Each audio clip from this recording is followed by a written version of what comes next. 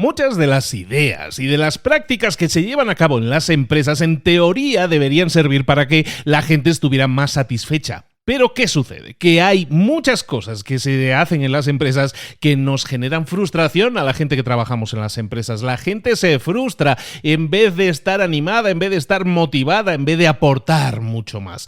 La desconexión que existe hoy en día entre los trabajadores y sus empresas hace que entendamos que hay una serie de ideas y de prácticas que damos por ciertas, pero que realmente son muy poco populares, que no funcionan, que son fundamentalmente mentiras. Hoy vamos a hablar de un libro que se llama así, 9 mentiras acerca del trabajo. 9 mentiras en el trabajo, publicado en el año 2019, escrito por un señor que se llama Marcus Buckingham, conocidísimo para todos aquellos que quieren saber más de sus potenciales, de cómo desarrollarse mejor como emprendedores y como empresarios y también como empleados dentro de las empresas. El libro 9 Lies About Work no está traducido al español todavía. Esta es la primera que yo creo que te va a acercar estas 9 mentiras, pero lo más importante, también vas a descubrir las 9 verdades de cómo darle la vuelta a esta situación para que nos vaya mucho mejor y nuestra empresa florezca como debería. Es el libro que vamos a ver aquí ahora en Libros para Emprendedores. Y más, ¡comenzamos!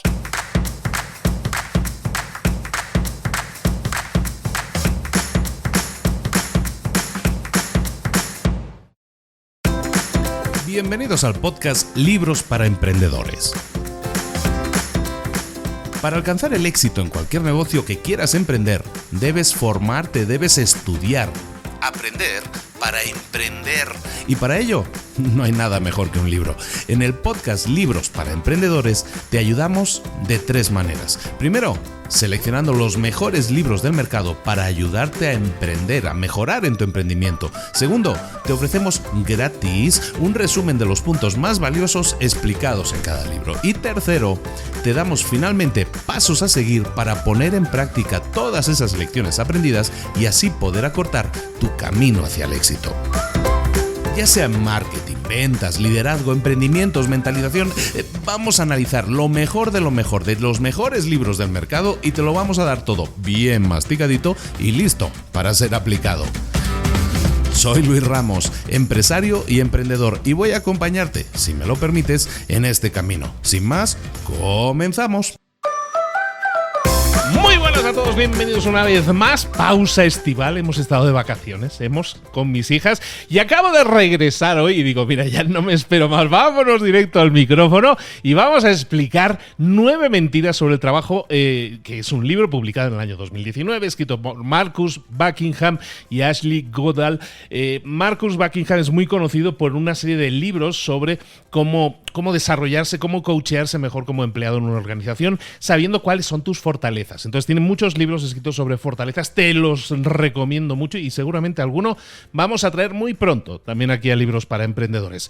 Y también está coescrito por Ashley Goodall, que es una capo de estas de grandes corporaciones, Cisco y compañía, que sabe muchísimo de liderazgo y cómo aplicarlo de forma constructiva para el nuevo liderazgo del siglo XXI y cómo hacer que nuestra organización florezca, crezca y cómo hacerlo gracias a ser un líder que ellos llaman un free thinking. Un free thinking, ¿cómo lo podríamos traducir esto? Como un libre pensador, ¿no sería la traducción literal? Pues un líder libre pensador. Y esto se basa en entender que en nuestras empresas hay una serie de cosas que damos por hechas, que deben ser así, que realmente son mentiras que debemos detectar rápidamente. ¿Cuáles son esas mentiras? Te las digo rápidamente, las vamos a analizar uno a uno, pero también te vamos a decir las verdades que hay alrededor de esa mentira. Es decir, cómo entender cuál es la mentira, lo que damos por cierto, que no lo es tanto, y cómo corregirlo, ¿no? La mentira número 1, que a la gente le importa la empresa en la que trabaja. Mentira número 2, que siempre tener un buen plan siempre va a hacer que ganemos. Mentira número 3, que las mejores empresas tienen metas en cascada. Que la mentira número 4 es que la mejor gente, el mejor empleado siempre es aquel que no tiene aristas, que es muy bueno en muchas cosas. La mentira número 5 es que la gente necesita feedback o retroalimentación. Mentira número 6 es que hay personas que pueden de forma confiable puntuar. a otras personas. Mentira número 7. La gente tiene potencial. Mentira número 8. El equilibrio entre trabajo y vida personal es algo que le importa a la mayoría. Y mentira número 9. El liderazgo es algo real. Esto dicho así, pues son mentiras que en muchas frases reconoceremos como parte de nuestro día a día. ¿Cómo enfocarlas? ¿Cómo saber a qué se refieren? De eso vamos a tratar ahora. Empecemos con la mentira número 1, que es que a la gente le importa la empresa en la que trabaja. De acuerdo a los autores, las empresas enfatizamos demasiado la construcción de una cultura corporativa, una cultura de empresa, porque creemos, la verdad, los empresarios lo hacemos así, creemos que eso va a atraer y va a retener el talento. ¿Y qué hacemos? Creamos una cultura corporativa en la cual lo que hacemos es ofrecer cositas, ¿no? Regalos o políticas que refuercen esa cultura que nosotros queremos cultivar. Por ejemplo, a lo mejor ofrecemos la comida gratis o en Google, ¿no? Que ofrecen tantas cosas, que si cosas para descansar, que si el ping-pong, que si la lavadora, que muchísimas cosas. O hay empresas que a lo mejor dicen, pues vamos a instalar paneles solares para que toda nuestra empresa se alimente de energía natural y eso envía un mensaje de que somos ecoconscientes. Bueno, pues todo eso es creación de cultura en una empresa. Entonces entendemos como empresarios que eso va a generar esa cultura corporativa y va a atraer y retener a talento, a empleados, ¿no?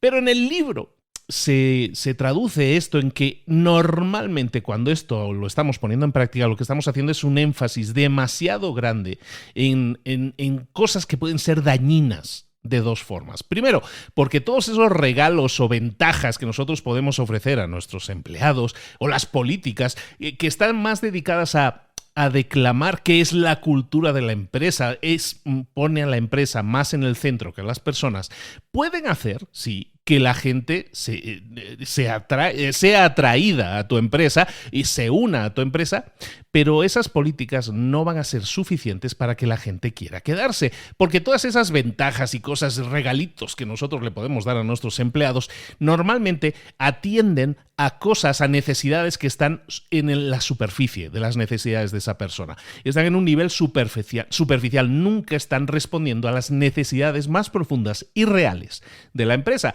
Además, las empresas puede que estén forzando a sus empleados, sin querer hacerlo, pero están forzando quizás a sus empleados a que dejen de lado su individualidad para alinearse con una cultura corporativa que más o menos sea unificada. La realidad, esto es la mentira, ¿no? Esto es la mentira que nos ofrecen en el libro. ¿Cuál sería la verdad? ¿Cómo podemos sustituir esto? Entendiendo que la cultura corporativa la tenemos que enfocar de una forma diferente. La tenemos que enfocar de acuerdo a que lo que hacemos en nuestra empresa es la construcción de un equipo. Entonces el centro tiene que ser el equipo, no la empresa. Nosotros podemos tener comida gratuita, podemos tener todas esas cositas, esos regalitos y tal, pero los empleados lo que están buscando es sentir que su trabajo tiene sentido, que son parte de un equipo colaborativo, de un equipo que les apoya, un equipo en el que se ven como individuos, cada uno con sus fortalezas propias, que les hace sentir que son parte de algo más grande, que no se les trata simplemente como una pieza más en una máquina bien engrasada. Y tú como líder, entonces, tienes el poder de darle a tus empleados ese equipo que están buscando. En vez de hacer inmersiones a tus empleados en la cultura corporativa, en el libro se nos recomienda que nos enfoquemos en construir equipos fuertes. ¿Y eso cómo se hace? Bueno, pues para hacerlo tienes que conocer a cada uno de los miembros. Tienes que entender y asegurar que cada uno está comprendiendo cuál es su rol dentro del equipo. Reconocer todos sus logros y sobre todo sembrar confianza dentro de tu equipo. Cuando nosotros creamos equipos fuertes, en esos equipos va a haber confianza, no va a haber miedo al conflicto, se van a enfrentar, va a haber autoconfianza y también va a haber responsabilidad. Va a haber compromiso y sobre todo va a haber búsqueda de resultados como equipo. Y todo eso es cuando nosotros entendemos que no estamos creando empresas con culturas corporativas, sino que estamos creando equipos en los cuales hay una colaboración, un apoyo entre todos los miembros, entre todas las partes de ese equipo. La segunda mentira que nos identifican en el libro que afecta a las empresas es la mentira de que la planificación siempre nos lleva al éxito, ¿no? En el libro lo mencionan como el mejor plan siempre gana. Y esto lo vemos siempre en muchas organizaciones en las que se planifica mucho, hay un liderazgo, ¿no? Una serie de jefes, de gerentes, de directores que pues se reúnen y crean un plan estratégico. ¿Y qué hacen con ese plan estratégico? Es una estrategia para toda la empresa y entonces lo que hacen es comunicarla a la gente con la que trabajan directamente, ¿no? Si son directores, la comunican a los gerentes lo comunican a los jefes de área. Entonces ese mensaje, ese plan estratégico se va pasando, es como un testigo que se va pasando de uno a otro, se va bajando en esa pirámide hasta que llega al equipo que realmente va a ejecutar el trabajo. Entonces, ¿qué hace el equipo? Toma esas directivas que les han enviado desde arriba, ese plan estratégico, y los equipos lo que hacen es, para que ese plan se haga realidad, pues crean sus propios planes. Y aunque la planificación y el liderazgo senior, ¿no? El liderazgo de alto nivel, nos sirve para saber cuáles son los retos de la empresa y entonces crear planes que en teoría van a solucionar esos problemas, esos planes normalmente no son demasiado efectivos. ¿Por qué? Porque los líderes, y esto pasa sobre todo en empresas de un determinado tamaño, los líderes no están en contacto directo, no están palpando la realidad a la que se enfrentan los equipos. No están expuestos a los problemas que tu equipo de implementación está encontrándose en el día a día. Entonces, esos planes se basan en cosas que tú asumes que son así, o en información que te ha llegado convertida, resumida, analizada, presentada de una determinada forma sobre cosas que suceden en las trincheras, por decirlo de una manera fácil de entender. Entonces, ¿cómo resultado que sucede? Los planes estratégicos muchas veces se convierten en obsoletos, quedan como algo irrelevante cuando llegan a la fase de ejecución, a la fase del equipo. Entonces, estamos hablando de que la planificación no siempre lleva al éxito de una empresa. Esa es la mentira. Entonces, ¿cuál es la verdad? La verdad, según el libro, de nuevo, es que nosotros deberíamos implementar soluciones ágiles a la hora de buscar el éxito en un desarrollo. Las informaciones que nosotros generemos siempre tienen que estar al alcance de todos. Vamos a crear un sistema en el cual el liderazgo debería hacer, primero, poner tanta información como sea posible a la disposición del equipo de ejecución y animar al equipo a que haga lo mismo. Es decir, paso número 1, vamos a poner tanta información como sea posible disponible para todo el equipo. Paso número 2, vamos a analizar y ver que el equipo nos diga qué tipos de datos, qué tipos de información necesitan o serían útiles para ellos. Para ello tenemos que buscar entonces entender cuáles son las necesidades en cuanto a información de ese equipo y entonces buscar la forma de que tengan esa información de la forma más rápida y eficiente posible. ¿Para qué? Para que puedan tomar decisiones por sí mismos.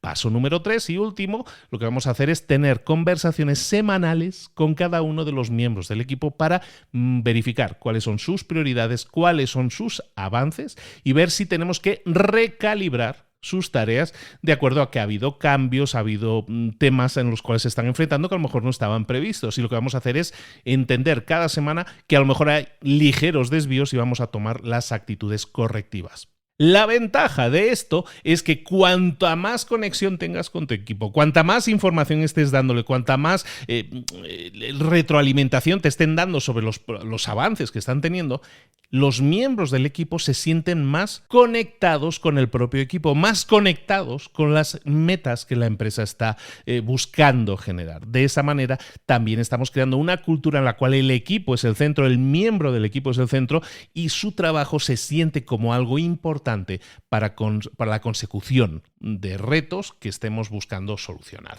Mentira número 3. Las mejores empresas establecen metas en cascada. Básicamente de lo que estamos hablando aquí cuando hablamos de metas en cascada es que la empresa normalmente define metas a toda la empresa. La empresa tiene unas metas que vienen impuestas de forma estratégica. Está muy relacionado con lo que decíamos en la mentira anterior, de forma estratégica, de forma operacional, de forma que tenga que ver con recursos humanos, y todas esas metas que la empresa impone normalmente no tienen un significado real para las personas, para el trabajo diario de las personas a las cuales se les está imponiendo esas metas. De hecho, se comenta en el libro, y tiene mucha razón, de hecho, que muchas veces las metas lo que hacen es reducir el desempeño de los empleados. A lo mejor tú tienes gente que es muy buena, ¿no?, en ventas, ¿no?, tus mejores vendedores. Entonces tú les estableces una serie de metas. Y cuando llegan a cubrir esas metas, ¿qué sucede? Evidentemente lo que hacen es dejar de pisar el acelerador. ¿Por qué? Porque ya han cumplido su meta. Y lo que puede hacer también esas metas, que están basadas en desempeño, en número de ventas en este caso, pues puede hacer que los vendedores que no son tan buenos, tan brillantes, a lo mejor tengan comportamientos poco éticos, porque claro, el objetivo aquí no es cómo haces las cosas, sino que llegues a cumplir con tus objetivos. Eso hace que muchas veces el desempeño de los empleados, basado en metas, en alcanzar unas determinadas metas, hace que los resultados sean injustos y también las metas sean injustas para los propios empleados y puedan ser demasiado retadoras para unos que para otros. Esa es la mentira, ¿no?, sobre la que estamos hablando ahora, que las metas estimulan el desempeño. Si yo establezco metas y les pongo metas muy duras a las personas, eso va a hacer que trabajen más duro. Eso es una mentira. La verdad, de nuevo, según el libro, es que nosotros tenemos que dejar que las personas establezcan sus propias metas, porque eso va a estimular el desempeño. Nos recomiendan que busquemos siempre en nuestras empresas el no dictar nuestras metas directamente desde arriba hacia abajo, sino, en vez de eso, comunicar cuál es la misión de la empresa y cómo cada empleado contribuye a esa misión. Si nuestra misión es alcanzar unas determinadas cuotas de impacto en la sociedad, alcanzar una serie de empresas a las que queremos ayudar, una serie de clientes a los que queremos ayudar, ¿cómo contribuye cada empleado? ¿Cada empleado está sumando para esa misión? Entonces, que cada empleado entienda cómo suma en esa misión, cuál es el significado, cuál es el propósito que hay detrás de su trabajo, y entonces se le deje establecer sus propias metas, metas que evidentemente tienen que contribuir a la misión de la empresa. Cuando nosotros hacemos eso, les estamos dando libertad de escoger a las personas a la hora de diseñar su trabajo de forma que contribuya de forma efectivamente a los resultados de la empresa. ¿Y eso qué es lo que genera? ¿Por qué es tan importante hacerlo de esa manera? Porque dispara el desempeño, la forma en que trabajan esas personas. ¿Por qué? Porque sienten que la empresa confía en ellos, tanto como para definir la forma en cómo van a enfocarse y cómo van a conseguir los resultados que están evidentemente relacionados con las metas de la empresa, pero la forma en que lo van a conseguir se deja definir las metas, se estimulan a la hora de conseguir mayor desempeño, dejando que los empleados definan sus propias metas alineadas con la meta general que se está buscando en la empresa. Mentira número 4. Los mejores empleados son aquellos polifacéticos o más completos o con habilidades más equilibradas. En esta mentira, que estoy muy de acuerdo con esto que están diciendo aquí, en esta mentira se centra mucho en que muchas veces, o la explicación un poco de esto para que lo entendamos bien, es que muchas veces nuestros empleados en nuestras empresas son evaluados basados en una serie de competencias, en una serie de habilidades, de skills que son específicos y que se requieren para un determinado trabajo. Si mi trabajo o el trabajo en el que estoy asignando a esta persona tiene que ver con ventas, yo quiero que esa persona tenga una serie de habilidades específicas que le hagan ser muy bueno en ventas.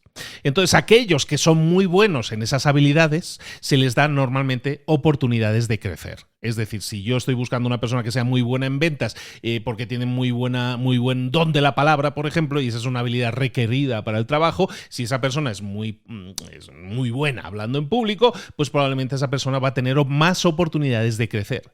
Entonces, ¿qué sucede? Que hay muchas personas que no tienen esa habilidad. Hay personas que demuestran debilidad en una serie de áreas. Entonces, esas áreas, como no las tienen desarrolladas, hay gente que no es tan buena hablando en público en este ejemplo. ¿Qué sucede? esas personas nunca son promovidas, nunca crecen en la empresa. ¿Por qué? Porque tienen fortalezas limitadas, vamos a decirlo así. Entonces tenemos por un lado empleados que tienen las habilidades necesarias para crecer, para medrar dentro de la empresa, y hay otros empleados que a lo mejor, como no tienen esas habilidades tan desarrolladas, se les dice: tienes que trabajar en tus debilidades. ¿Para qué? Para mejorar en ellas, para ser una persona más equilibrada. A lo mejor no vas a destacar en nada, pero tampoco vas a ser malo en alguna de las cosas que son necesarias. Entonces, ¿qué sucede? Las empresas toman esta mentira de que la gente debería trabajar en sus debilidades como una realidad. Enfocarte en en mejorar en tus debilidades va a hacer que seas mucho mejor, porque vas a ser mucho más equilibrado como empleado. Y eso es falso. La realidad es que la gente debería desarrollar aquellas fortalezas únicas que ya tiene. Es decir, si tú eres bueno en algo, tienes que desarrollarte más en lo que ya eres bueno. Y entonces los líderes lo que tienen que hacer es identificar aquellas cosas en las que tu empleado ya es bueno y ayudarle a desarrollar esas habilidades para ser mucho mejor en esas cosas, en vez de intentar suplir aquellas cosas que son debilidades, de intentar que sean menos debilidades. Cuando nosotros nos enfocamos en crear crecimiento en las habilidades en las que alguien es bueno, lo que estamos consiguiendo es que esa gente mejore mucho en esas habilidades, pero además de eso, lo que vamos a hacer es que esa gente se sienta satisfecha, sienta que está creciendo, que está evolucionando. Alguien que sea muy malo en una determinada habilidad, muchas veces que nosotros queramos que sea bueno en esa habilidad, no lo va a conseguir o le va a requerir muchísimo esfuerzo y años y se va a frustrar. En cambio, si nosotros tomamos algo en lo que este empleado ya es bueno y le hacemos crecer, eso hace que esa persona destaque y a nivel personal también sienta que está creciendo. Y no solo eso, sino que al crecer y demostrar su crecimiento en esa determinada área, ¿qué es lo que vamos a conseguir? Que tenga más oportunidades de medrar, de crecer dentro de la propia empresa. Es decir, va a tener crecimiento personal y va a tener crecimiento profesional, cuando lo que hacemos es enfocarnos en el crecimiento de las fortalezas que las personas ya tienen. Mentira número 5. Nuestros empleados necesitan feedback o retroalimentación.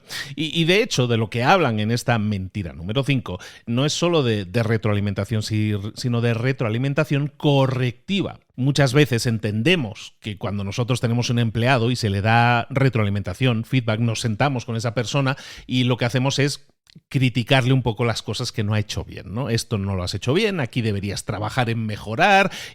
¿Qué está sucediendo cuando nosotros damos ese tipo de retroalimentación a nuestros empleados, que es correctiva? Lo que sucede es que la gente se pone a la defensiva e intenta cuestionarlo, e intenta decir: no, eso no es así, esto no lo has visto de la manera adecuada. En definitiva, la gente se pone a la defensiva porque tú le estás haciendo una crítica constructiva, pero crítica al fin y al cabo, y entonces la gente tiende a defenderse, a ponerse en actitud defensiva cuando estableces una crítica o una crítica correctiva. Entonces, entendamos que, o en la empresa entendemos, y esa es la mentira, que dar retroalimentación a nuestros empleados va a hacer que tengan un mejor desempeño, porque les estamos corrigiendo las cosas en las que no son buenos. El enfoque que nos dan en el libro, la verdad, digamos, esta es la mentira, pues la verdad es que lo que tenemos que hacer es estimular el aprendizaje y el crecimiento de nuestros empleados. ¿Y cómo lo hacemos? Animándolos. Es decir, básicamente reconociendo a los miembros de nuestro equipo qué son aquellas cosas que ya están haciendo bien, en vez de señalarle las cosas que deberían mejorar. Esto lo que hace, según el libro, es estimular el crecimiento mental de las personas, estimular el crecimiento del aprendizaje, mayor aprendizaje y también mayor desempeño. De hecho, hay investigaciones que se presentan en el libro que demuestran que hacer esto es 30 veces más efectivo que dar retroalimentación correctiva y es 1200 veces más efectivo que no dar ningún tipo de retroalimentación. ¿Esto significa que debemos decirle solo cosas buenas a nuestros empleados para que estén siempre contentos? Es decir, poner atención solo en las cosas positivas.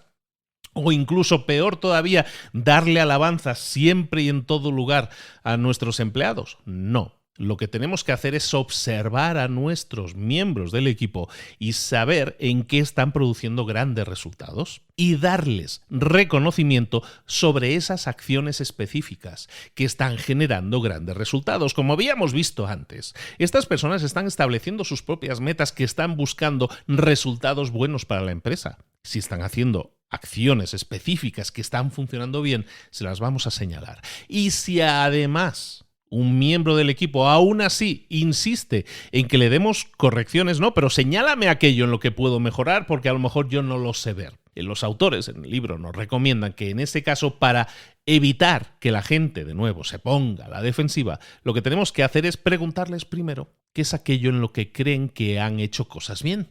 Es decir, siempre preparar el terreno hablando de las cosas en las que creemos que lo están haciendo bien. Es un poco como el feedback sandwich que alguna vez, creo que lo hemos comentado en algún otro libro, que es que cuando tú das retroalimentación a una persona no empiezas criticándola, sino empiezas hablando de las cosas que la han hecho bien, ¿no? Que han hecho bien, ¿no? El sándwich es primero pan, luego la carne y luego otro trozo de pan.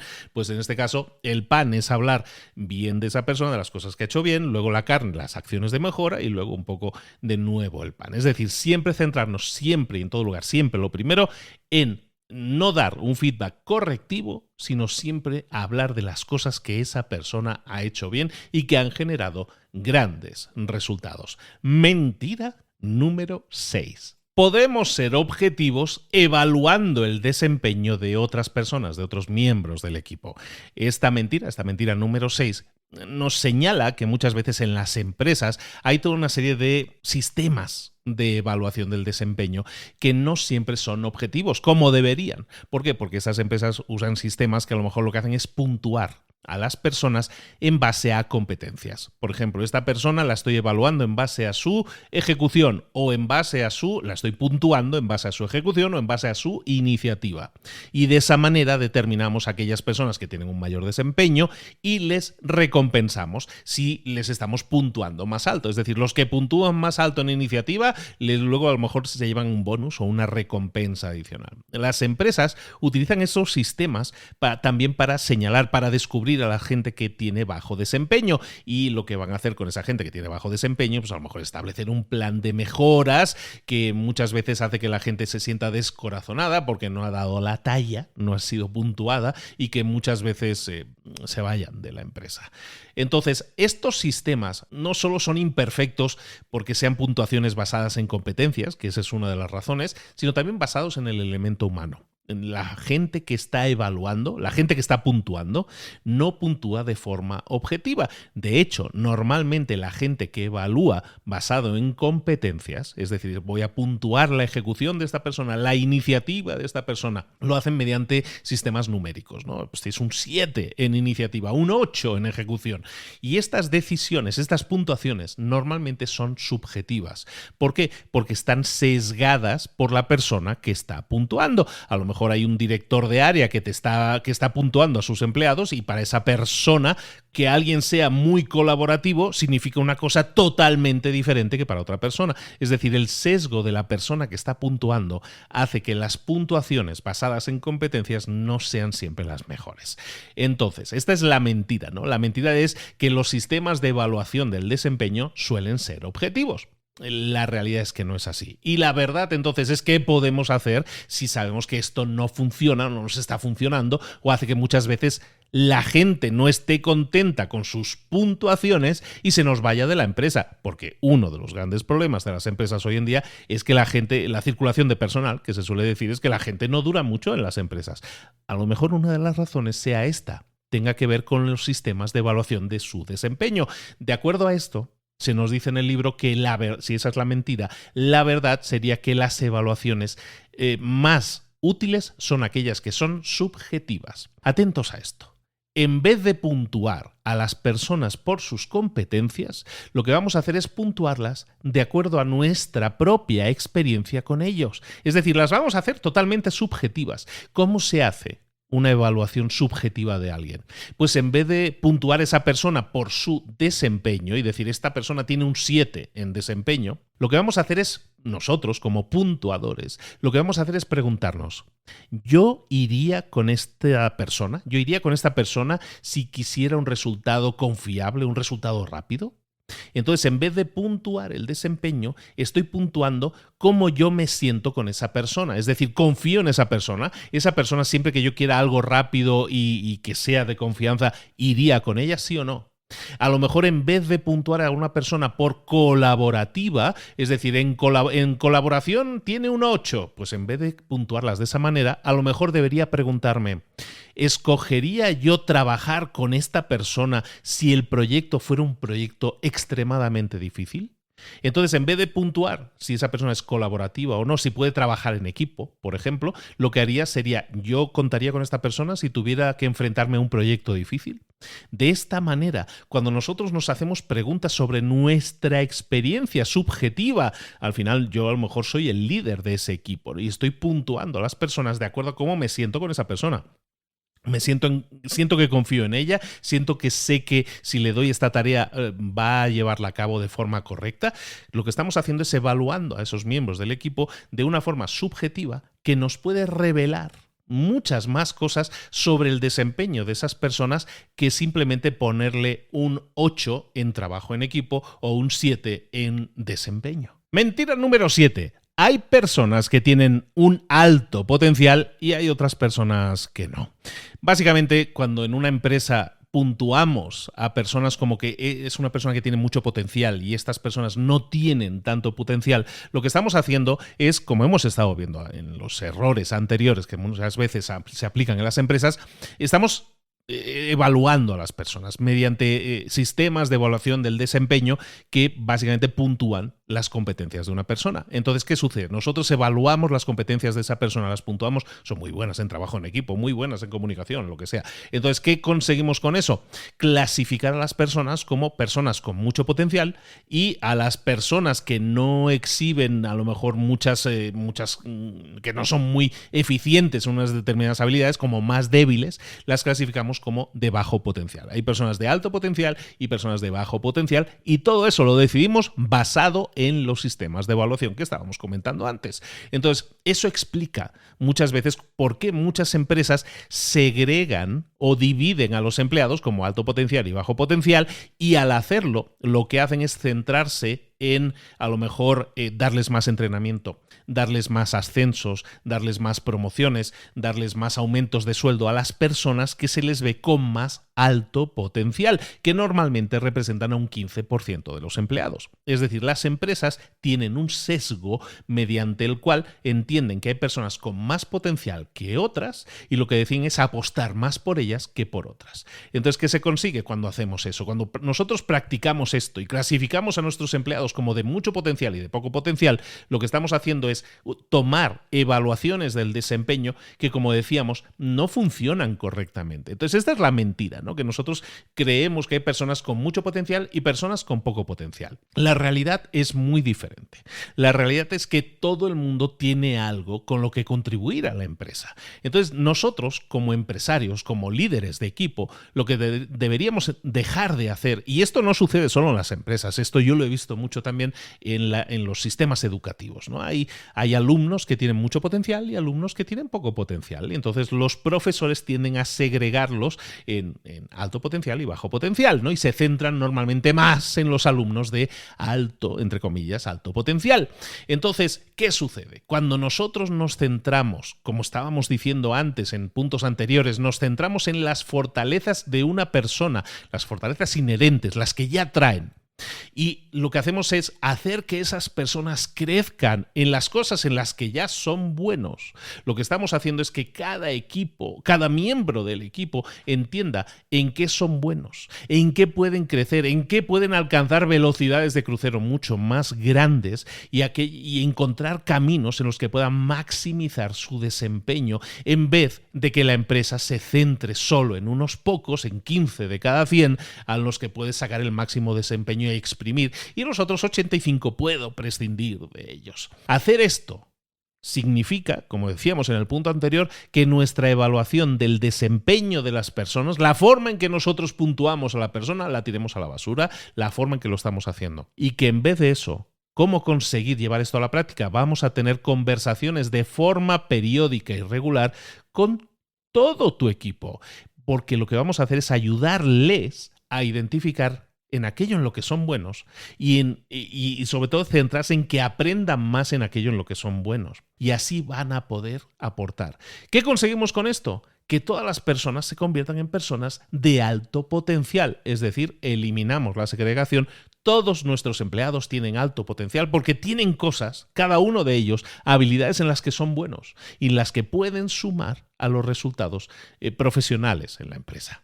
Mentira número 8. El equilibrio, el balance entre vida personal y vida profesional es lo que importa más, es lo más importante. Básicamente estamos hablando que las personas se van a sentir realizadas siempre y cuando el equilibrio entre su trabajo y su vida personal esté balanceado, esté equilibrado, ¿no? Entonces, entendamos un momento, parémonos. Me gusta mucho este enfoque. Fíjate que yo nunca lo había visto así y me ha encantado este enfoque. Es uno de los que más me ha parecido más llamativos de todo el libro. Muchas veces nosotros nos enfocamos en buscar un equilibrio entre vida personal y vida profesional. ¿Por qué? Porque entendemos que nosotros trabajamos para tener el dinero necesario para entonces poder hacer las actividades que realmente nos encantan. Es decir, yo trabajo para tener el dinero o la calidad de vida necesaria que yo quiero tener. Es decir, el trabajo es un medio por el cual lo que yo quiero es que mi trabajo me permita generar la vida que yo quiero. Pero no quiero que mi trabajo me lleve a lo que se conoce ahora mismo como el burnout o acabar quemados. Básicamente. Es decir, necesito el equilibrio trabajo-vida personal. Normalmente lo entendemos como necesito un trabajo que me proporcione la calidad de vida necesaria en mi vida personal. Es decir, es un medio para que nuestra felicidad la tengamos en la vida personal. ¿Qué sucede con este enfoque? Que este enfoque, esta forma de pensar, no está bien. ¿Por qué? Porque implica que nuestro trabajo nos drena la energía, nos quita energía y por lo tanto es inherentemente malo. El trabajo es malo, pero es un mal necesario para que así podamos tener fuera del trabajo la vida realmente que nos rellena, que podamos hacer cosas que realmente nos rellenen de energía, las cosas buenas. Es decir, trabajo malo, vida personal buena, pero trabajo malo, entonces, pues bueno, lo tengo que llevar a cabo porque es lo que me permite tener la vida buena. Entonces esta forma de pensar es una gran mentira. Que el equilibrio entre el trabajo y la vida personal es lo que nos va a llevar a estar realizados como personas. Eso no es así. Entonces, la verdad, ¿cuál sería? Si esta es la mentira, ¿cuál es la verdad? Pues la verdad es que hacer aquello que te gusta es lo que te va a permitir realizarte profesionalmente. Es decir, no sufrir en el trabajo para así poder tener una calidad de vida personal fantástica. No. Lo que tienes que hacer es cambiar tu forma de pensar y dejar de pensar que el equilibrio entre la vida personal y la vida profesional es algo que tienes que trabajar siempre entre el amor y el odio. Es decir, estoy haciendo cosas que odio para así poder hacer cosas que quiero. Esto significa siempre que lo que vamos a intentar hacer, si lo que estamos intentando es cambiar el enfoque, es buscar hacer cosas que nos gusten en general, que nos den un sentido de propósito. Claro, esto dicho así es muy fácil, claro, pero lo que estás diciendo entonces, Luis, es que un empleado o un miembro de un equipo lo que tiene que hacer es hacer solo las cosas que le gusten. No. Hay un informe que citan también en el libro en el cual dice que simplemente con que un miembro de tu equipo dedique el 20% de su tiempo, ojo a esto, si un miembro de tu equipo dedica el 20% de su tiempo a tareas que realmente le encante hacer, eso aumenta las posibilidades de que esa persona nunca acabe quemada, no tenga burnout. Básicamente conseguimos personas más productivas y con más sentimiento, sensación de propósito o de realización personal simplemente cuando nosotros entendemos que esas personas pueden dedicar el 20% de su tiempo a dedicarlo a tareas que fundamentalmente les encanta, disfrutan hacer. ¿Cómo lo podemos hacer? Si tú eres un líder, lo que tienes que hacer, evidentemente tú no tienes que estar ahí analizando tarea por tarea aquello que les gusta a esas personas, pero sí lo que puedes hacer es una dinámica en la cual le ayudes a los miembros de tu equipo a que encuentren aquellas tareas que disfrutan más realizar, 2 veces al año. Por ejemplo, lo que vamos a hacer es que los empleados vayan dando seguimiento al trabajo que llevan haciendo, que van haciendo, ¿no? Y todas las semanas pues van analizando qué tareas han estado haciendo y que evalúen el gusto que han tenido por cada una de esas tareas. Y luego 2 veces al año, tú como líder del equipo, lo que vas a hacer es dedicar una semana a categorizar, a ayudar a tus empleados a que categoricen sus tareas en 2 grupos. El primer grupo, tareas que realmente deseo siempre hacer, y el segundo grupo, tareas que normalmente tiendo a evitar o intento delegarle a otra persona. Entonces, lo que vamos a hacer es ayudar a nuestros miembros de nuestro equipo a que detecten cuáles son esas tareas que les gustan, que siempre están deseando hacer, y cuáles son esas tareas que siempre están evitando hacer. Y lo que vamos a hacer es ayudarles a esas personas a planificar sus tareas de acuerdo a tareas de primer grupo y tareas de su segundo grupo. Y vamos a buscar que esa persona, el 20% de su tiempo, es decir, un día a la semana, si lo vemos en 5 días de trabajo, el 20% del tiempo de esa persona se dedique a tareas que realmente le encantan hacer. Y luego el otro 80% puede ser tareas que a lo mejor ni le van ni le vienen, o tareas que realmente no disfrutan tanto. Pero lo que estamos haciendo es ayudar a esa persona a que combine en su vida laboral, en su trabajo, cosas que disfruta con cosas que a lo mejor son un poco carga, pero les va a ser una carga mucho menor porque están siendo intercaladas con cosas que les gustan mucho. Y esa es tarea del líder, que se va a preocupar de que esa persona encuentre aquellas cosas o detecte aquellas cosas que realmente le gustan más y que las integre como un 20% de su tiempo dedicado a esas tareas. Y terminamos con la mentira número 9. La mentira número 9 es la de que el liderazgo, los líderes existen, o que, visto de una manera más específica, que existe una fórmula del liderazgo. ¿Existe una fórmula del liderazgo? Esto es una mentira, de acuerdo al libro. No existe una fórmula del liderazgo, pero sin embargo, en la mayoría de empresas, o si nosotros pensamos en líderes, siempre pensamos en una serie de atributos comunes, ¿no? Un líder debe ser inspirador, debe ser estratégico, debe ser decisivo, debe tomar decisiones. Muchas veces lo que hacemos al creer que esa es la fórmula del liderazgo, ¿no? De inspiracional, estratégico, decisivo, lo que hacemos es buscar entonces a empleados que demuestren esos atributos.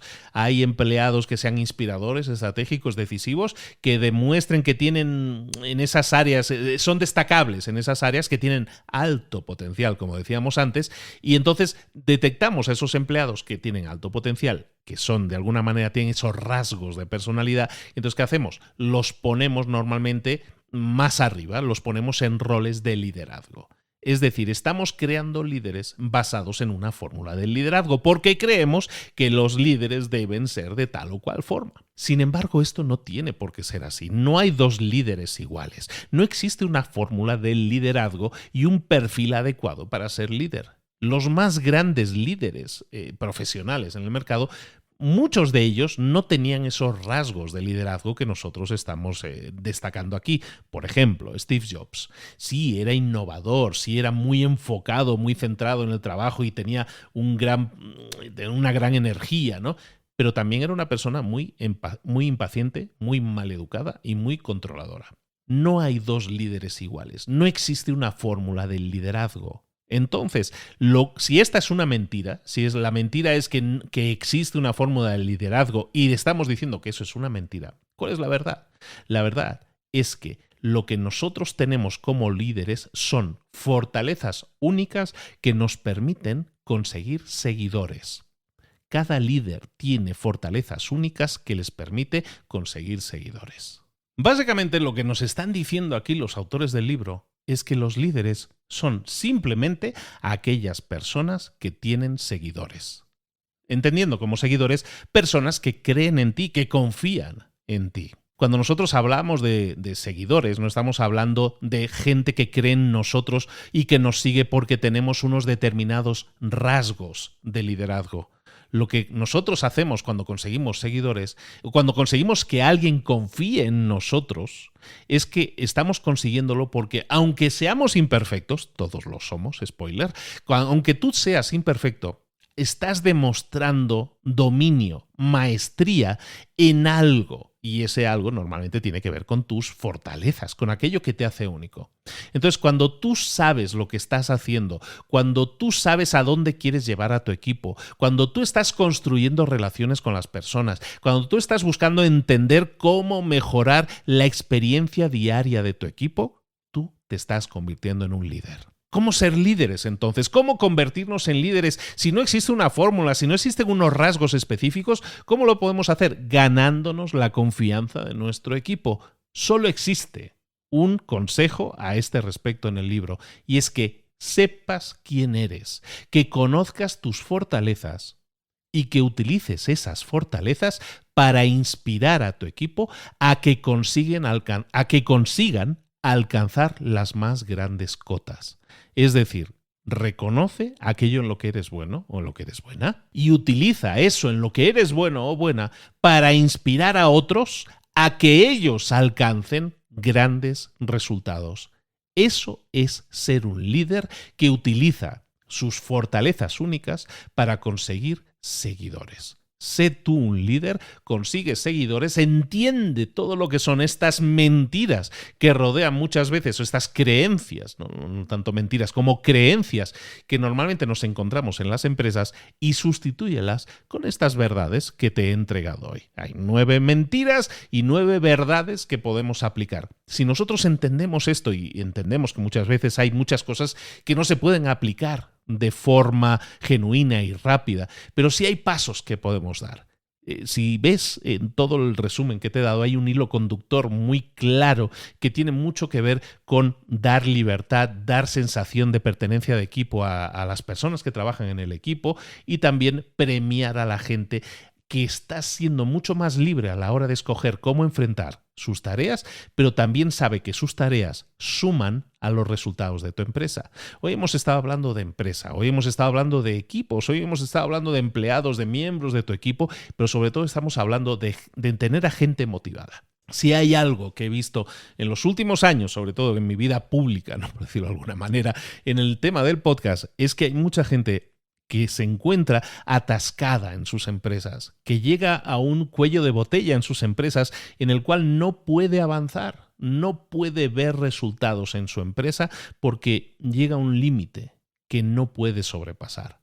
Ninguna empresa puede crecer si no existen sistemas, formas de hacer las cosas que sean repetibles, pero sobre todo si no existe gente motivada en tu equipo. Esa es la clave para que tu empresa pueda crecer. Es por eso que también, además de este libro que te traigo aquí y todos los libros de alguna manera que te sumen a nivel empresarial, por eso si tú eres empresario, si tú eres líder de tu equipo y quieres hacer que tu equipo tenga mejores resultados, he creado una formación que voy a dar en vivo. Es una formación de 3 días que se llama ADN Empresas. Si vas a librosparaemprendedores.net/ADN, ahí tienes información sobre las próximas convocatorias de eventos en vivo de 3 días en los cuales me siento con líderes de equipo, con empresarios que ya tienen empleados y que sienten que están llegando a ese cuello de botella y sepan cómo desatascarlo, que sepan cómo crear un plan, cómo crear sistemas, pero también sobre todo cómo ser líderes de personas, líderes de equipos de alto desempeño.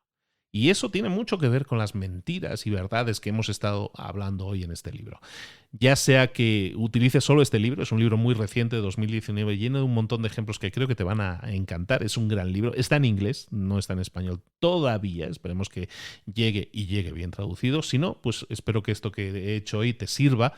Y recuerda, si alguno de vosotros quiere crecer en su empresa, hacer que su empresa llegue a un siguiente nivel, que crezcan sus resultados, conseguir 5 años de resultados en un solo año, es algo que estamos consiguiendo con varias empresas, esperemos que sean muchísimas más, tenemos un pequeño programa ahora en el que hemos estado trabajando, pero creo que hay muchas más empresas que se pueden beneficiar. Si tu empresa tiene 5 o más empleados y quieres crecer tu empresa, crecer los resultados, crecer también tu calidad de vida como líder, te interesa visitar esa página librosparaemprendedores.net/ADN. ADN es de acelerador de negocios. ADN Empresas, y espero que te guste mucho y que te interese y que seas parte y nos podamos conocer en vivo, en directo. Hay entrevista personal conmigo también para todos los asistentes en este sentido, para ver realmente si esta formación es lo que tu empresa necesita.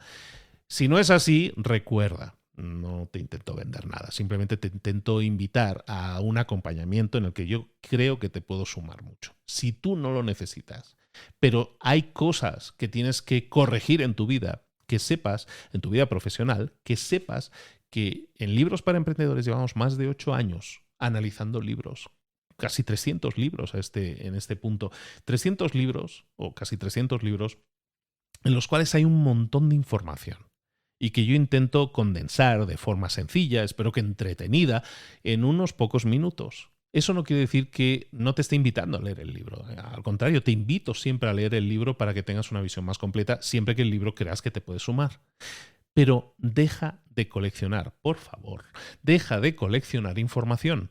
Pasa a la acción.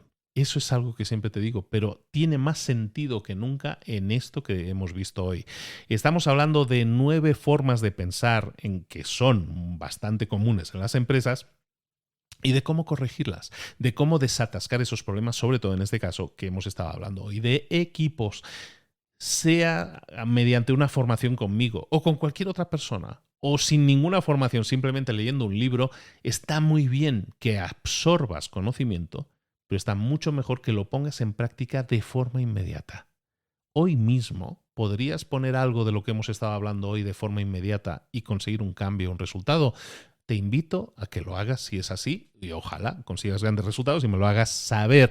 Recuerda también, si lo haces a través de Spotify, que me estés escuchando, recuerda que también hay una preguntilla ahí en el episodio en el cual te dice qué te ha parecido el episodio. ¿Te sirve? ¿Te suma? Perfecto. Y lo más importante, si es en Spotify o en Apple Podcasts o donde sea que nos escuches, probablemente tienes la oportunidad de votar por este podcast. Entonces vete al nombre del podcast, haz clic en Libros para Emprendedores y ahí normalmente salen estrellitas, ¿no? Pues ahí ponnos 5 estrellas si crees que esto te está sumando, te está sirviendo y es una herramienta positiva y de crecimiento para ti. Déjanos 5 estrellas, déjanos comentario, hay plataformas que permiten también dejar comentarios, pues te los agradecería mucho, pero al dejarnos 5 estrellas lo que haces es favorecer a nuestro podcast y conseguir que sea más visible para más personas. Eso no quiere decir que no hayamos ya conseguido muchos hitos, como por ejemplo llegar a 100 millones de escuchas, 100 millones de descargas en 8 años. Ya hemos llegado a los 100 millones. Y esta es la primera vez que lo digo. Y me siento raro diciéndolo, pero hemos llegado a 100 millones. Nos convierte en uno de los podcasts más escuchados de la historia. Ya lo éramos, pero ahora mucho más y con un número muy redondo. Muchas gracias a todos. Muchas gracias a todas. A cada persona que ha dedicado un ratito de su vida a escuchar el resumen de este señor que resume libros, que lee libros y nos los trae masticaditos y listos para ser aplicados. Muchas gracias por ello, porque lo estamos haciendo en la intimidad. Yo estoy hablándole a cientos de miles de personas, pero en realidad te estoy hablando a ti, al oído. Y es un privilegio para mí que sea así. Que yo te esté hablando al oído. Normalmente la gente me escucha, los podcasts los escucha normalmente en el coche o los escucha haciendo ejercicio y es un privilegio el que me estás dando al abrirme, en este caso, tus orejas un rato, al prestarme tus orejas un rato para que yo las rellene de información positiva, de crecimiento, de desarrollo, para que consigas mejores resultados. Este es mi orgullo, es un gran honor y es una gran responsabilidad que quiero seguir cumpliendo con creces durante estos próximos años. No pienso desacelerar, al contrario, mis planes parece que incluyen nuevos tipos de episodios semanales que poco a poco voy a ir incorporando. Espero que todo lo que hemos hecho estos 8 años te sume. Espero que los próximos 8 años, mínimo, también te sigan sumando y yo seguiré intentando que así sea, porque esa es mi labor, es lo que me llena, el conseguir generar impacto en otros. Decíamos en este último punto, en esta última mentira o verdad, que los líderes son aquellos que utilizan sus fortalezas únicas para conseguir seguidores. Yo me precio en ser el líder, por lo tanto, de una gran tribu, de una gran familia, Y lo único que he hecho es utilizar mis fortalezas. He identificado qué es aquello en lo que yo era bueno y lo he fortalecido aún más. Entonces he utilizado mis fortalezas, las he hecho más fuertes y eso me ha permitido conseguir gente que crea en mí, gente que confía en mí, gente que está consiguiendo resultados gracias a mí. Este libro que hoy te he traído, junto con muchísimos otros, me hace mucho clic. Y es por eso que lo he querido compartir hoy contigo. Recuerda, si quieres más información, ya me retiro, si quieres más información, más libros, más resúmenes, pues ahí los tienes. Donde estás escuchando esto, ahora mismo, tienes cientos de otros resúmenes. Lo que no quiero son excusas. No quiero que te escuches cientos de resúmenes antes de poner cosas en práctica. Escúchate uno. Vuélvetelo a escuchar, si te ha hecho clic, vuélvetelo a escuchar y ahora sí apúntate acciones específicas de esta idea que ha dicho, cómo la traduciría yo a mi realidad profesional. ¿Cómo lo harías? Ahí te lo dejo como tarea. Muchísimas gracias a todos. Estamos en el Club de los 100 millones y tú eres parte fundamental de ello. Por eso, gracias. Gracias. Muchísimas gracias. Nos vemos la próxima semana en Libros para Emprendedores. Besos, besos y abrazos. Hasta luego.